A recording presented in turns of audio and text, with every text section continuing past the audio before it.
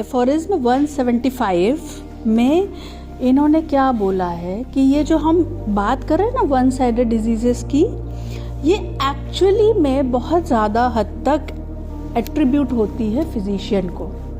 ठीक है, अब देखो मैं फिर से बता रही हूँ, इसीलिए मैंने 173 में 2 बार इस चीज़ पे स्ट्रेच किया था कि they seem to have but few symptoms.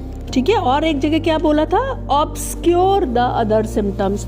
तो इसका मतलब है कि ये बहुत हद तक फिजिशियन के ऊपर भी है, ओके, कि वो जहाँ पे उसका, ये देखो क्या लिखा हुआ है, डिसर्नमेंट। डिसर्नमेंट मतलब एबिलिटी टू जज।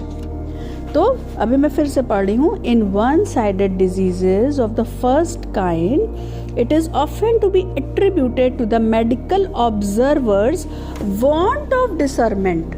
वांट ऑफ डिसर्नमेंट मतलब lacking of judgemental power, that he does not fully discover the symptoms actually present which would enable him to complete the sketch of the portrait of the disease।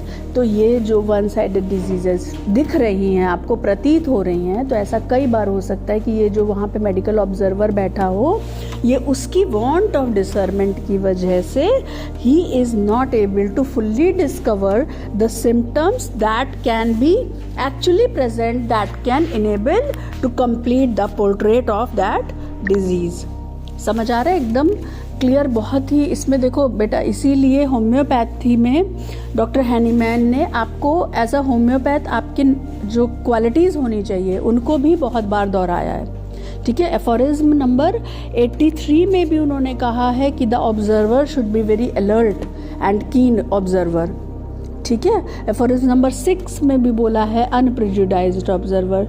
तो बहुत जगह उन्होंने ये बोला है कि how much qualities of the homeopathic physician should be there in order to get the good case taking, in order to get the totality of symptoms that can enable to provide a cure.